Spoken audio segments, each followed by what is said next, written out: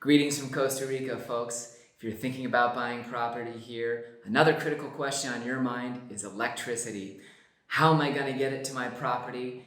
What's all this buzz about Costa Rica's renewable electricity? How much is my electricity going to cost? And what are the logistical questions involved? Today, I'm going to give a quick 5-minute overview of electricity here in Costa Rica.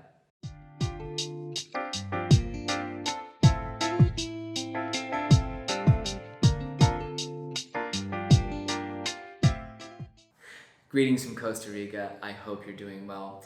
My name is Matt Rosensteel and I'm a realtor with Coldwell Banker Tamarindo Realty. If you like simple, practical information about Costa Rica and moving here, do be sure to subscribe to my channel. It would make me feel incrementally more self-justified if you do it. Today I'm giving a short 5-minute overview of electricity here in Costa Rica. It's a new year and a new me, and I'm trying to compact things even more to condense information for you. So let's get started without further ado. Today I'm going to cover the administration of electricity, how it's distributed through the country. I'm going to discuss quickly Costa Rica's renewable energy and give you an idea of whether or not that hype is true. Then I'll cover the cost, and finally I'm going to mention some logistical issues about getting it to your property, developing it, etc., in case you're considering buying undeveloped land here. First of all, with the administration of electricity in Costa Rica, surprise, surprise, there's a national ministry that provides 100% of electricity generation here in the country. It's called ICE, I-C-E. ICE used to have a 100% monopoly on telecommunications and electricity, but with Costa Rica entering into the Central America Free Trade Agreement, CAFTA, ICE did have to open up its telecom business, at least to more competition, but they're still generating all of our electricity, and you will see their installations, their facilities throughout the country. Again, that's ICE, definitely different than the namesake in the US of A. ICE is the national producer and the ministry or the semi-government organization that handles production of electricity. Locally, if you live in one of the areas, either in the Northwest Pacific, Southwest Pacific, wherever, you might see that a local cooperative distributes their electricity. It's basically a format where they're purchasing bulk power from ICE, and then within a certain region, your cooperative is in charge of distributing it out to different communities, homes, etc. In Guanacaste, you'll see the largest cooperative is called Cope Guanacaste, which is an acronym that has clear meaning to it. You will be paying either your local electrical cooperative your monthly bill, or you will be paying ICE if you live in an area where they're providing it directly. How much is that gonna cost? Great question. The cost of electricity here is notoriously, or at least people say online, high. I haven't paid an electric bill in the United States in 12 years, so I have no frame of reference. However, obviously 100% of the cost of your monthly bill is going to depend on your usage, and specifically the biggest culprit we see here in Costa Rica is your air conditioning.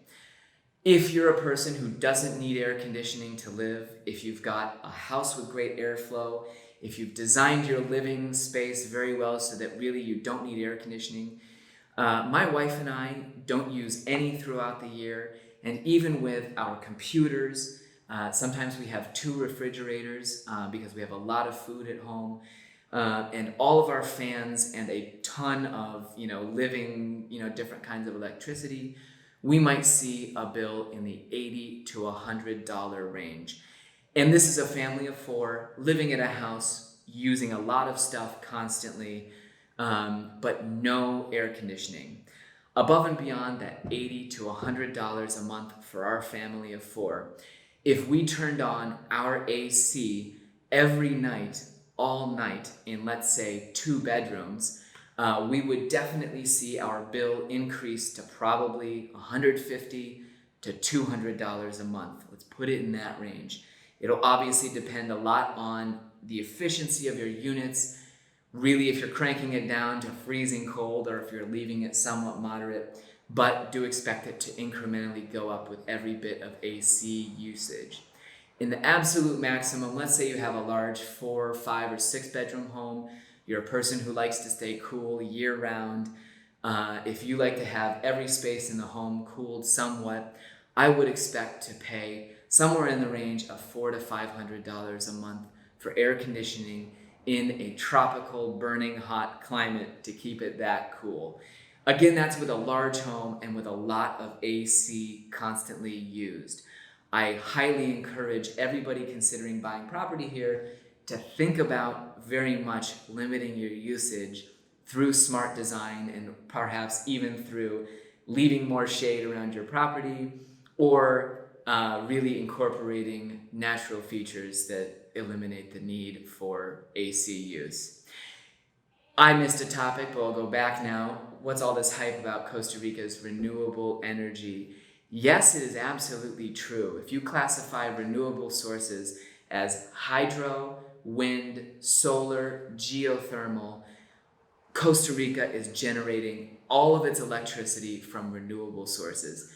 Personally, I take a little bit of issue with the fact that a dam is a massive concrete construction that requires enormous fossil fuel resources to build, maintain, etc. But all of Costa Rica's electricity comes from those sources. It's a lot better than even my hometown of Indianapolis, Indiana, which was dependent on coal until at least as long as I lived there. But yes, that's the infrastructure Costa Rica has. You'll see every year them publishing impressive numbers that they've done 99.9%. That 0.1% is essentially moments where the country either tests its diesel systems or runs them for routine maintenance. It's essentially, there are little bits of backup power that are not from those sources. Finally, let's talk about the logistics of getting electricity to your undeveloped property if you're adventurous enough to think about buying raw land here. No matter where you are in Costa Rica, I can guarantee you there is a source of electricity nearby to almost every property. Rural electrification was one of the big government programs here. It was even continuing through the 2000s, where I originally was in Peace Corps here in 2008. I think they had only gotten power in the late 90s up to the community. A community that now has, internet connections and cell phones, etc. But electricity will be on a pole somewhere near almost every property.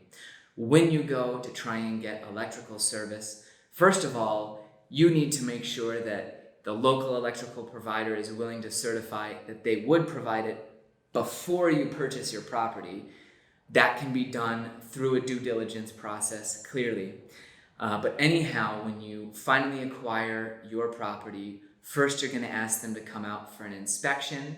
That's something that in our area only costs a couple of dollars, but essentially the representative of the electrical provider comes out, looks at where your nearest source is, and plans the logistics. Second, you may get a proposal from the provider for how much you need to pay to put in the infrastructure.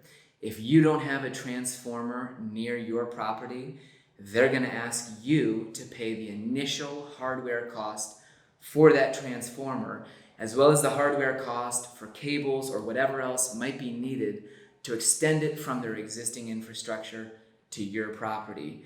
Obviously, in some areas, it's going to have no cost because you might buy right underneath a transformer.